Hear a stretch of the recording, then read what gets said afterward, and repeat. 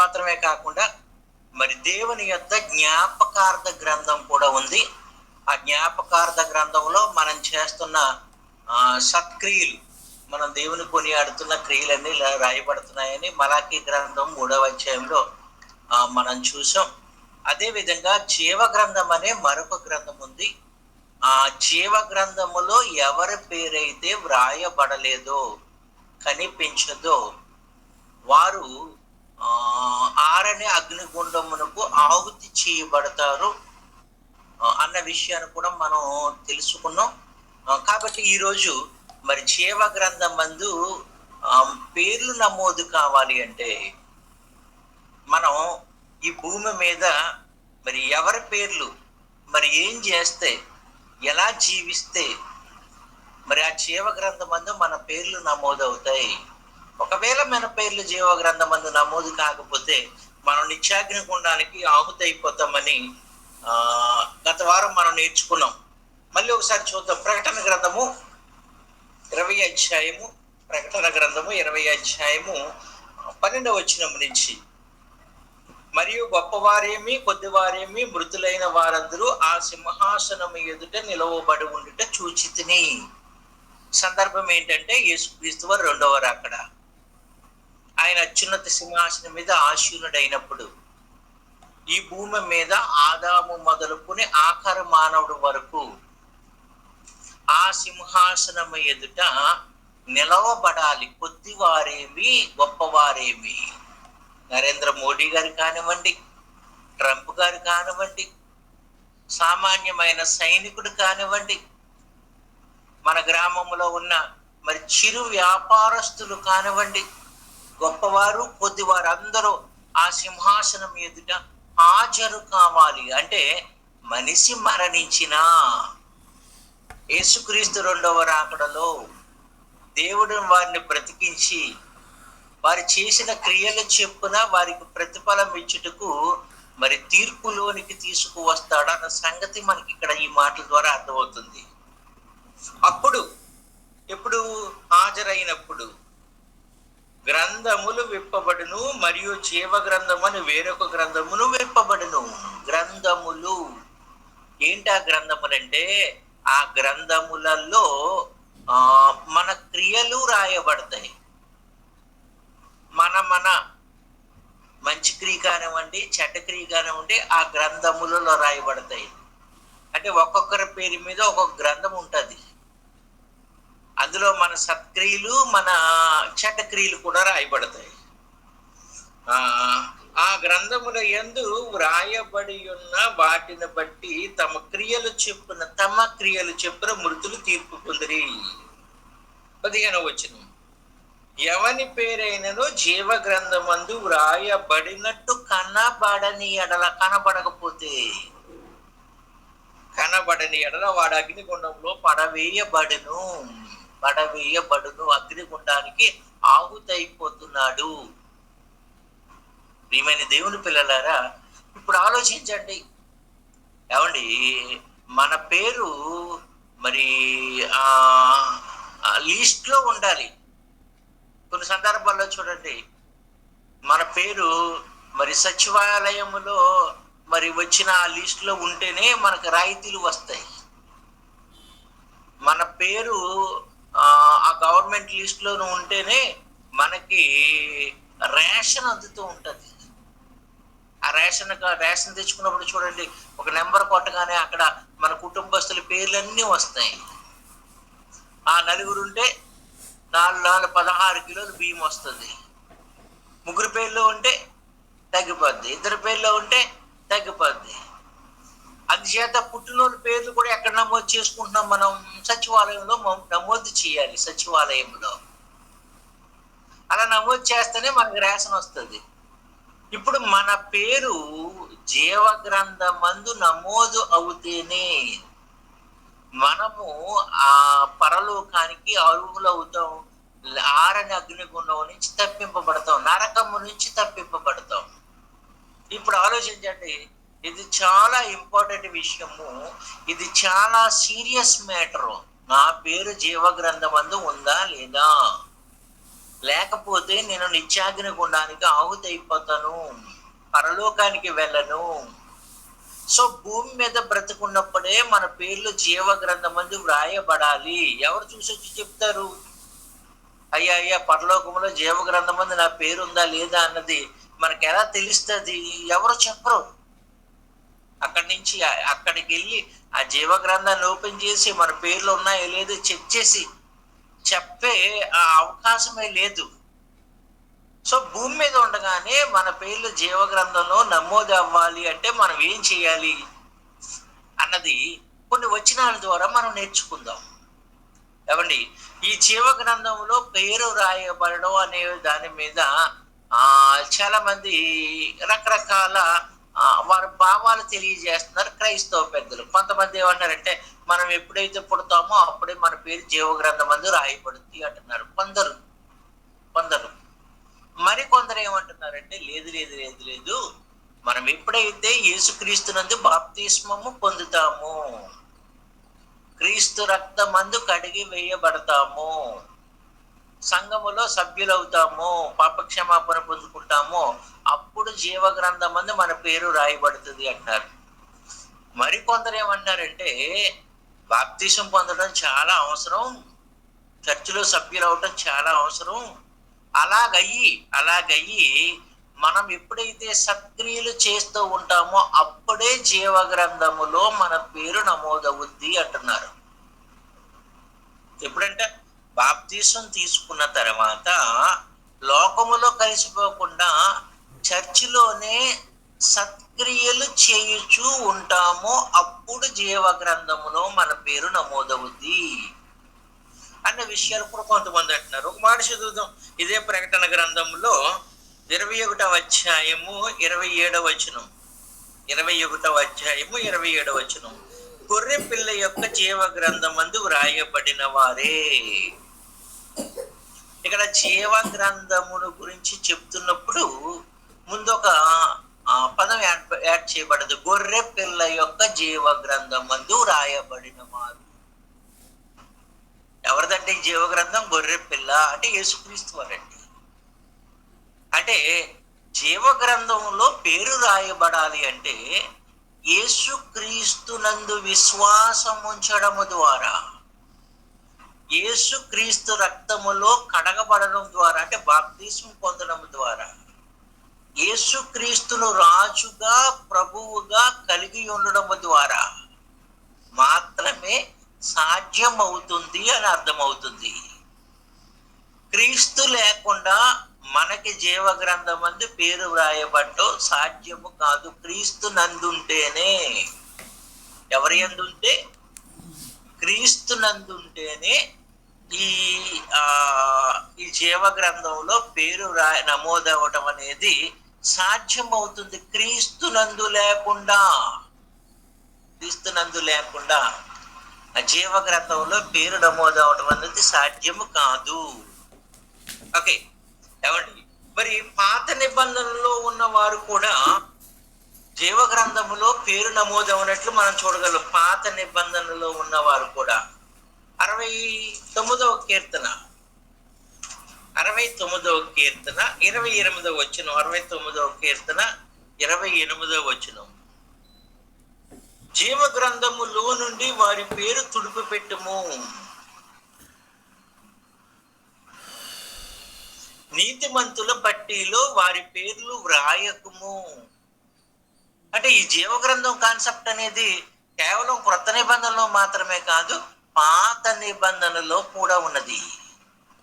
పాత నిబంధనలో ఉన్న కొందరు భక్తులు దేవుని యొద్ద జీవ గ్రంథం ఉన్నదన్న సంగతి వాళ్ళు గ్రహించారు, తెలుసుకున్నారు పరిశుద్ధాత్మ యొక్క సహాయముతో. అందుకనే గత వారం మీకు చెప్పాను, మోషే గారి దేవునితో ఏమన్నారంటే, ఒకవేళ వారి పాపమును క్షమించావా లేదా, లేకపోతే నువ్వు రాసుకున్న నీ గ్రంథములో నుంచి నా పేరు తుడిపి పెట్టుము అంటున్నాడు. అంటే మోషే గారి పేరు జీవ గ్రంథమందు నమోదవుందన్న సంగతి ఆయన గ్రహించాడు. సో ప్రియమైన దేవుని పిల్లరా, పాత నిబంధనలో ఉన్న భక్తులు కూడా జీవ గ్రంథమందు వారి పేర్లు నమోదవ్వాయి. నీతిమంతుల పట్టి, జీవ గ్రంథమందు వారి పేర్లు తుడుపు పెట్టుము అంటున్నాడు భక్తుడు. ఓకే, ఇప్పుడు కొత్త నిబంధనలో మళ్ళీ చూద్దాం. ఫిలిప్పీలకు రాసిన పత్రిక, ఎవడో ఒక డైరెక్ట్ వచనం ఉంది జీవ గ్రంథమందు పేరు రాయబడిన వారి విషయంలో. ఒక మంచి డైరెక్ట్ మనకి వచనం దొరుకుతుంది. ఫిలిప్పీలకు రాసిన పత్రిక 4వ అధ్యాయం 1వ వచనం నుంచి. ఫిలిప్పీలకు రాసిన పత్రిక 4వ అధ్యాయం 1వ వచనం నుంచి. కావున నేను ఆపేక్షించి నా ప్రియ సహోదరులారా, కోరుకుంటున్నాడంట పౌలు గారు ఎవరిని? ఫిలిప్పీలో ఉన్న దేవుని సంఘములో కొందరిని నేను ఆపేక్షిస్తున్నాను, నేను కోరుకుంటున్నాను మిమ్మల్ని. నా ప్రియ సహోదరులారా, నా ఆనందమును నా కిరీటమునై ఉన్న ప్రియులారా, ఇట్లు ప్రభువునందు స్థిరులై ఉండండి. స్థిరులై ఉండండి. ప్రభువునందు ఏక మనస్సు గలవారై ఉండుడని యువోదియాను సుంటుకేను బతిమాలు కొనుచున్నాను. వాళ్ళిద్దరు లేదు, తేడా ఉంది. కలిసి ఉండలేకపోతున్నారు కాబట్టి వాళ్ళని కలిసి ఉండండిరా నాయనా అని బతిమాలుకుంటున్నాడు. అవును, నిజమైన సహకారి ఆ స్త్రీలు క్లెమెంతుతోనూ నా ఇతర సహకారులతోనూ సువార్త పనిలో నాతో కూడా ప్రయాసపడిన వారు గనుక వారికి సహాయము చేయమని నిన్ను వేడుకొనుచున్నాను. ఆ సహకారుల పేర్లు జీవ గ్రంథమందు వ్రాయబడి ఉన్నవి. ప్రియమైన దేవుని పిల్లారా, ఇక్కడ బాగా గమనించండి. ఏమండి, జీవ గ్రంథమందు పేరు రాయబడాలి అంటే ఏమండి, ఇక్కడ కొన్ని విషయాలు మనం గ్రహించగలం. అవి ఏంటంటే ఏమండి, ప్రభువునందు స్థిరంగా ఉండాలి. ఒకటి, క్రీస్తు యేసునందు స్థిరంగా ఉండాలి. ఇక రెండోది ఏంటంటే దేవుని సేవ చేస్తున్న సేవకులకు సహకారులుగా ఉండాలి. సహాయము చేసేవారిగా, సహకారులుగా, దేవుని సేవ జరుగుటకు సహకారులుగా. ఇంకా మూడోది ఏంటంటే ప్రభు పనిలో ప్రయాసపడువారిగా. ప్రయాసపడాలి, ప్రయాసపడాలి. సాయంకాలం సువార్త ఉంది, మరి అక్కడ చాలా ఏర్పాట్లు చేయాలి.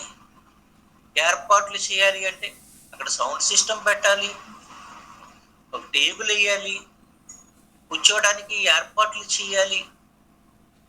ఏమండి, అందరినీ గ్యాదర్ చేయాలి. అక్కడ ఒక రకంగా వాటర్ ఏర్పాటు చేయాలి, స్నాక్స్ ఏర్పాటు చేయాలి, భోజనాలు ఏర్పాటు చేయాలి. ఇదంతా ప్రయాసతో కూడుకున్నది, పనితో కూడుకున్నది. ప్రయాస అంటే పనితో కూడుకున్నది. పని చేయాలి. ఏమండి, అంతేకాకుండా ఈ ఏర్పాట్లు చేయటానికి ధన సహకారము అవసరమై ఉన్నది. సహాయము. కొన్ని సందర్భాల్లో మనం ప్రయాసపడలేము. మన ఉద్యోగమో, మన వ్యాపారమో, లేకపోతే మన బరువు బాధ్యతలో మనకు ప్రయాసపడటానికి వీలు చేయలేము. అప్పుడు మనము సహకారం అందచేయాలి. సహకారము దేవుని సేవలో, దేవుని సేవకు సహకారం అందచేయాలి. పౌలు గారు చాలా ఆనందంతో చెప్తున్నాడు, ఆ సహకారుల పేర్లు జీవ గ్రంథమందు వ్రాయబడి ఉన్నవి. ఈయనకి ఎలా తెలుసు? పౌలు గారికి ఎలా తెలుసు? వెళ్ళి చూసి వచ్చాడు అయినా? ఒకసారి ఆలోచించండి. పౌలు గారు ఏమైనా పరలోకి వెళ్ళి జీవ గ్రంథాన్ని మరి విప్పి చదివి చూసి వచ్చాడా? ఆ సహకారుల పేరు జీవ గ్రంథమందు రాయబడి ఉన్నవని వెళ్ళలేదండి. మీరు వెళ్ళలేదు. కానీ పౌలు గారులో పరిశుద్ధాత్ముడు ఉన్నాడు. ఇందాక తప్పుడు ప్రార్థన చేస్తూ మరి దైవజనులకు మీ ఆత్మ సహాయాన్ని అందచేయండి ప్రభువా అని అడిగాడు. మంచి ప్రార్థన. మీ ఆత్మ సహాయం. పౌలు గారికి, ఆ కాలంలో పౌలు గారికి పరిశుద్ధాత్మ దేవుడు ఏం తెలియజేశాడంటే, ఆయన ఆ స్త్రీలు, ఆ సహకారులు సువార్త పనిలో ప్రయాసపడిన వారి పేర్లు జీవ గ్రంథమందు వ్రాయబడి ఉన్నవి. సహాయము చేశారు గనుక ప్రయాస పడినారు గనుక, ప్రభువునందు స్థిరముగా ఉన్నారు గనుక, దైవజనుడికి ఆనందమును కిరీటమునై ఉన్నారు గనుక,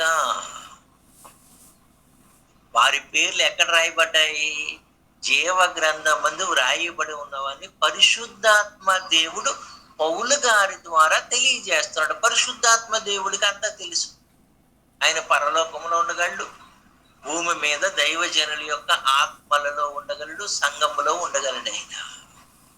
సో జీవ గ్రంథమందు మన పేరు నమోదు అవ్వాలి అంటే సత్క్రియలు చేయండి. సత్క్రియలకు సహాయకులుగా ఉండండి. ప్రభువునందు స్థిరముగా ఉండండి. ఒక ఆదివారం వస్తారు, ఇంకొక ఆదివారం రారు. లేకపోతే నెలకి 4 వారాలు అయితే 4 వారాల్లో 1 వారమే కనపడతారు, 3 వారాలు అబ్సెంట్ అయిపోతారు. కొందరు మహానుభావులు అయితే క్రిస్మస్ రోజునే ఉంటూ ఉంటారు. లేకపోతే చర్చిలో ఏదో ఫంక్షన్ అయినా జరగాలి, అప్పుడు ఉంటూ ఉంటారు. అంటే వీరు ఎవరి యందు స్థిరంగా లేరు? ప్రభువు నందు స్థిరముగా లేరు. అలా స్థిరంగా లేకపోతే మీ పేర్లు జీవ గ్రంథమందు నమోదు కావు. అయితే మరి జీవ గ్రంథమందు ఒకసారి పేరు నమోదు అవుతే మళ్ళీ తీసివేసే అవకాశం ఉందా? డిలీట్ చేసే అవకాశం ఉందా? ఏమండి, జీవ గ్రంథమందు పేరు రాయబడటమే గొప్ప సంగతి అండి, గొప్ప సంగతి. జీవ గ్రంథమందు పేరు నమోదైన తర్వాత డిలీట్ చేయబడే అవకాశం కూడా ఉంది అంటున్నారు కొన్ని వచనాల ప్రకారం కొంతమంది పెద్దలు. చూద్దాం, ఆ విషయం కూడా చూద్దాం. ఏమండి, ప్రకటన గ్రంథము 3వ అధ్యాయము, ప్రకటన గ్రంథం 3వ అధ్యాయము మొదటి వచనం చదువుదాం. సారదీసులో ఉన్న సంఘపు దూతకి ఇలాగ రాయము, 7 నక్షత్రములు 7 ఆత్మలు గలవాడు చెప్పు సంగతులు ఏమనగా, నీ క్రియలను నేనెరుగుదును. ఏమనగా జీవించుచున్నామన్న పేరు మాత్రం ఉన్నది కానీ నీవు మృతుడివే. సంఘానికి చెప్తున్నాడు, జీవించుచున్నామన్న పేరు మాత్రం ఉన్నది కానీ నువ్వు మృతుడివే. అంటే యాక్టర్స్ ఉన్నారు ఈ సంఘంలో. ఎవరున్నారు? యాక్టర్స్ ఉన్నారు ఈ సంఘంలో. పనికి మాలిన వారు కొంతమంది ఉన్నారు. పేరుకు మాత్రమే క్రైస్తవులు, పని వచ్చేటప్పటికి ఎస్కేప్ అయిపోతూ ఉంటారు. అటువంటి వారు ఉన్నారు. 4వ వచనం, అయితే తమ వస్త్రములు అపవిత్ర పరుచుకొనని కొందరు సార్దీసులో నీ యొద్ద ఉన్నారు. అపవిత్ర పరుచుకొనని అంటే బాప్తిసం పొందుకున్న తర్వాత మళ్ళీ పాపములో పడిపోకుండా జాగ్రత్తగా ఉన్నవారు. అపవిత్ర పరుచుకున్న కొందరు సార్దీసులో నీ యొద్ద ఉన్నారు. వారు అర్హులు గనుక తెల్లని వస్త్రములు ధరించుకుని నాతో కూడా సంచరించెదరు. జయించువాడు అలాగున్న తెల్లని వస్త్రములు ధరించుకును. జీవ గ్రంథములో నుండి అతని పేరే మాత్రమును తుడుపు పెట్టక నా తండ్రి ఎదుటను ఆయన దూతల ఎదుటను అతని పేరు ఒప్పుకొందును. ఇక్కడ ఒక మాట అంటాడు. ఏమంటాడంటే, జీవ గ్రంథములో నుండి అతని పేరే మాత్రమును తుడుపు పెట్టగా. కొందరు ఏమంటారంటే, వన్స్ జీవ గ్రంథం మంది పేరు నమోదవుతే ఇంకా అది మరి ఎప్పుడు తుడుపు పెట్టబడదు అంటున్నారు కొంతమంది. కానీ ఇక్కడ సందర్భానుసారం మనం ఆలోచించినట్లయితే, పై వచనాల్ని మనం ఆలోచించినట్లయితే కొంతమంది రక్షణలోకి వచ్చి తప్పిపోతున్నారు. రక్షణ పొందుకున్నారు కానీ తప్పిపోతున్నారు. క్రీస్తు రక్తమందు కడగబడిన వారు మరలా తమ వస్త్రాలను అపవిత్రం చేసుకుంటున్నారంటే పాపము చేత ఏలబడుచున్నారు, పాపానికి బానిసలైపోతున్నారు, దేవునికి దూరం అయిపోతున్నారు. అలా అయిపోతే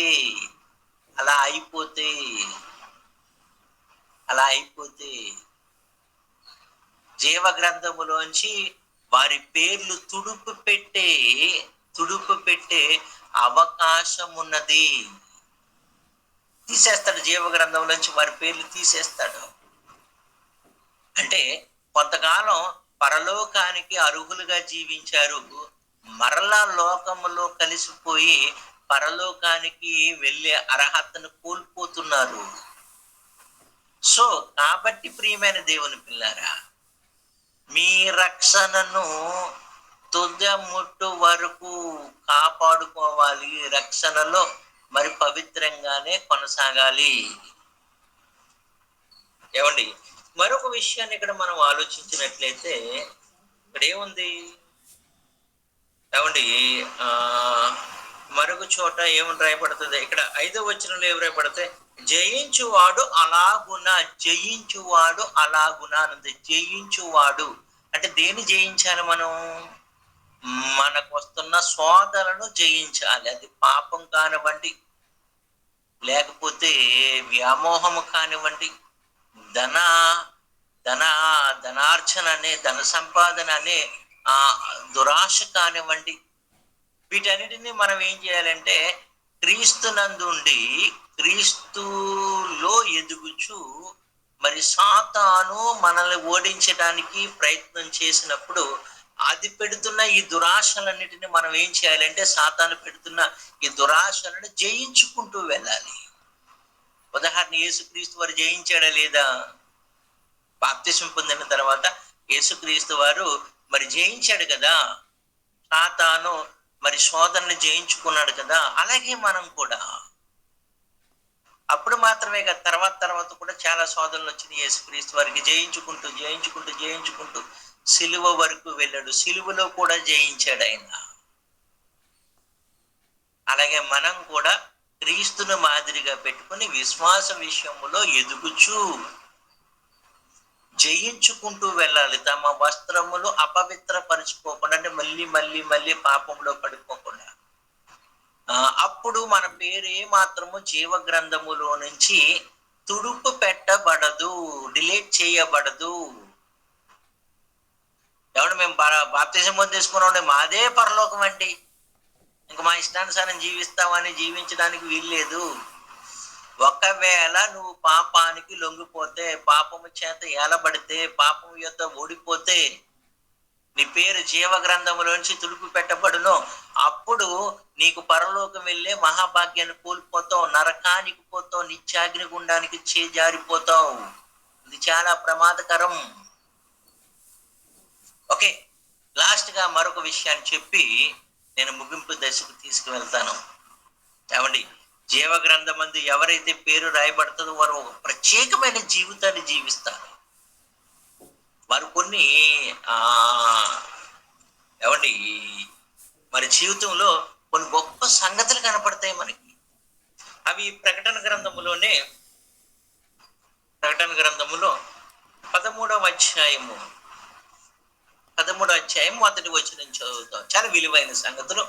కొంచెం అందరూ ఏకాగ్రతగా వినండి, దయచేసి చాలా జాగ్రత్తగా వినండి. ఈ విషయాన్ని చాలా చాలా చాలా జాగ్రత్తగా వినండి. 13వ అధ్యాయం, ప్రకటన గ్రంథం 13వ అధ్యాయము మొదటి వచనం నుంచి.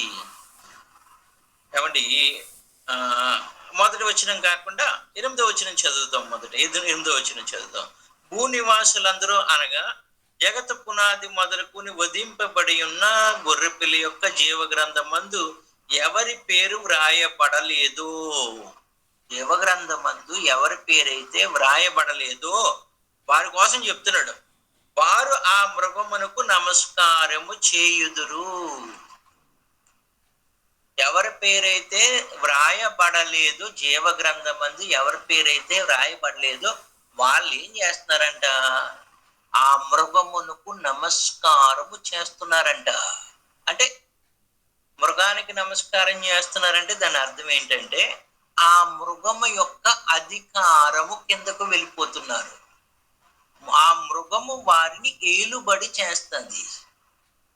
ఏంటి ఆ మృగం? మృగం అంటే ఖడ్గ మృగం అంటారు కదా. ఏమండి, చాలా రకాల మృగాలు ఉన్నాయి.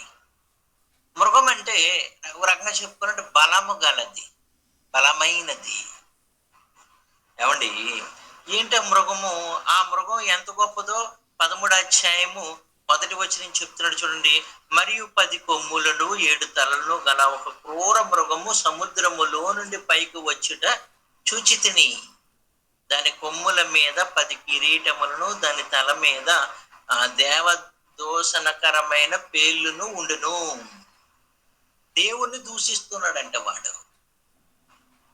దేవుడితో ఏం పని అంటున్నాడంట. దేవదూషకుడు వీడు. నేను చూచిన ఆ మృగమును చిరత పులిని పోలి ఉండెను.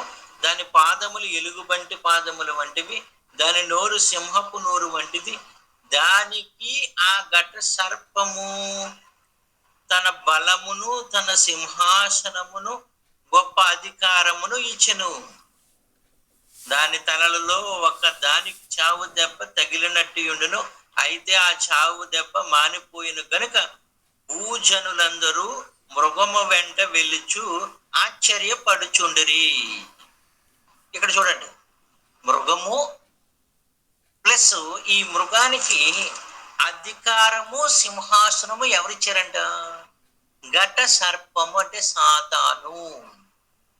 ఇక్కడ మృగం అంటే మనం ఏదో ఇంగ్లీష్ ఫిలిముల్లో కొన్ని ఆ మృగాలను చిత్రీకరించి సినిమాలు తీశారు కదా. రకరకాల జంతువులను వారు తయారు చేసి సినిమాలు తీశారు కదా. అటువంటి ఒక అంటే భౌతిక సంబంధమైన ఒక పెద్ద జంతువుగా భావించదు. భౌతిక సంబంధమైనదిగా భావించకండి. ఏమండి, ఈ ప్రకటన గ్రంథములో రూపక అలంకారముగా రాయబడ్డది. ఇక్కడ మృగం అంటున్నాడు, మళ్ళీ చిరత పూలుంది అన్నాడు. మృగం అంటున్నాడు, మళ్ళీ ఎలుగుబంటి పాదాలు అంటున్నాడు. మృగం అంటున్నాడు, మళ్ళీ కొమ్ములు 10 కొమ్ములు అంటున్నాడు. మృగం అంటున్నాడు, సింహపు నోరు అంటున్నాడు. అంటే సింహపు నోరు దానికి చాలా బలంగా ఉంటది అనమాట. ఏమండి, అలాగే చిరత పులి చాలా వేగంగా పరిగెడుతుంది. పాలు ఎలుగుబంటి కూడా దాని యొక్క పాదాలు చాలా బలంగా ఉంటాయి. 10 కొమ్ములు. ఏమండి, దాని యొక్క అధికారానికి సూచన.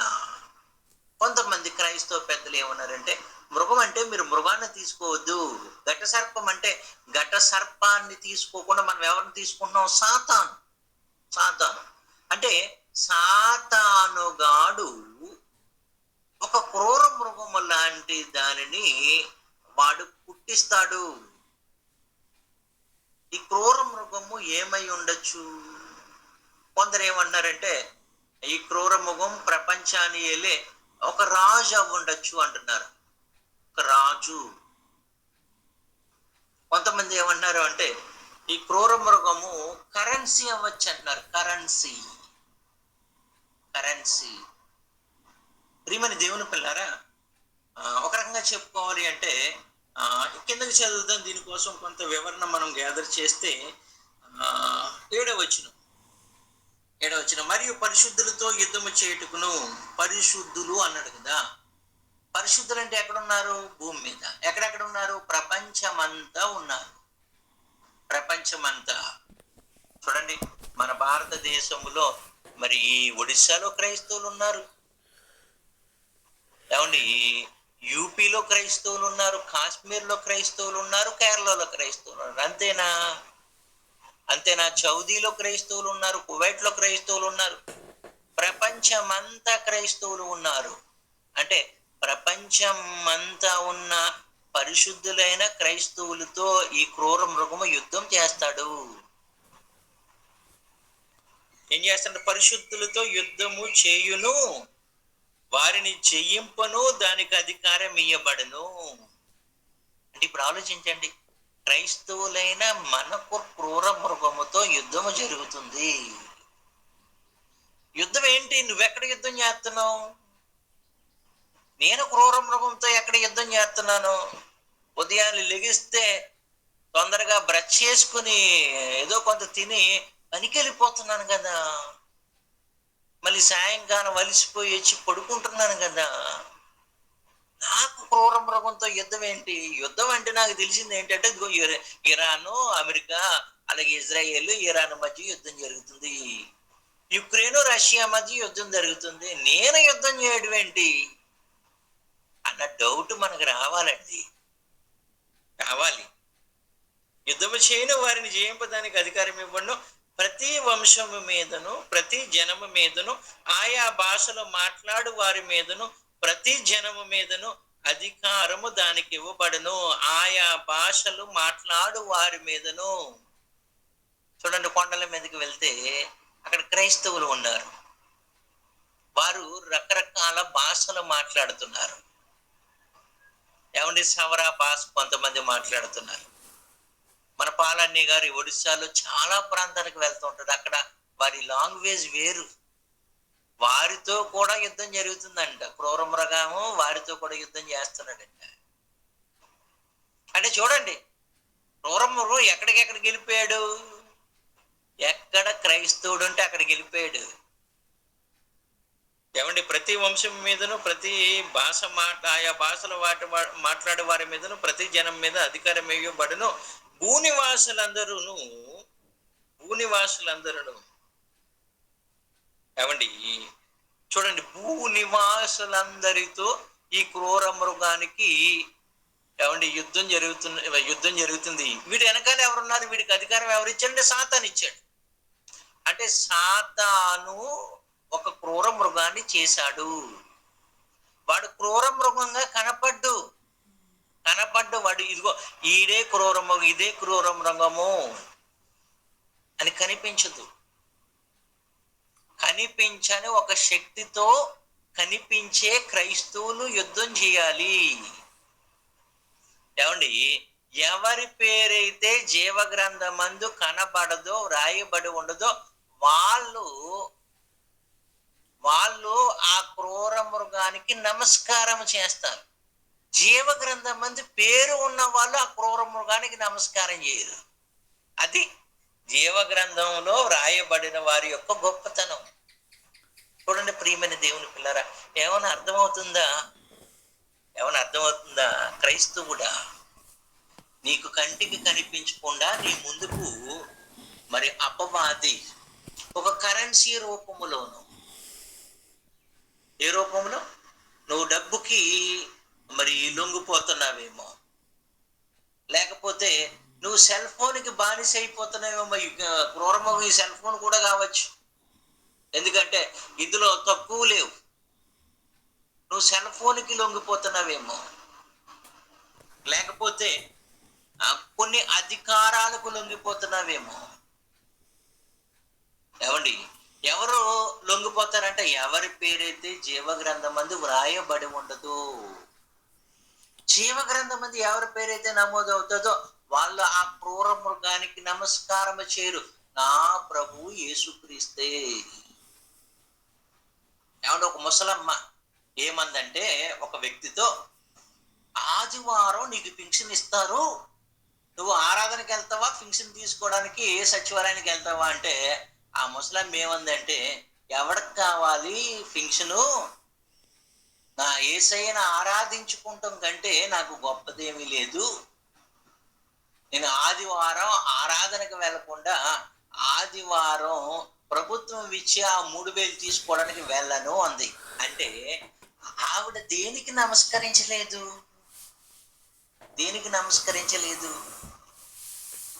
ఏమండి, డబ్బుకు నమస్కరించలేదు, డబ్బుకు బానిసైపోలేదు ఆమె. మరికొందరు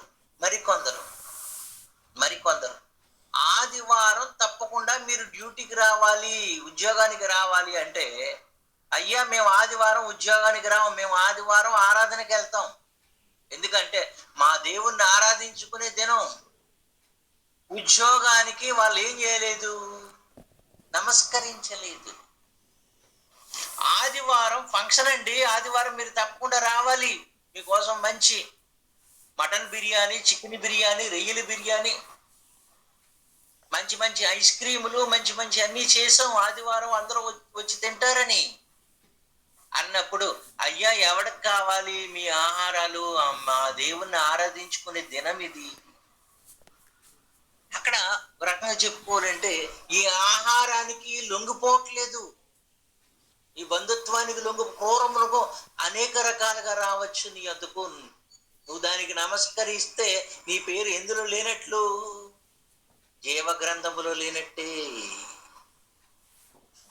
ఆలోచించండి. జీవ గ్రంథమందు ఎవరి పేరైతే వ్రాయబడుతుందో వాళ్ళు ప్రత్యేకంగా క్రీస్తుకు తప్ప దేనికి లొంగరు. వాళ్ళు వారికి మాత్రమే పరలోకం. నువ్వు దేనికి పడితే దానికి లొంగిపోతున్నావు. సాతాను మాయలో పడిపోతున్నావు. సాతాను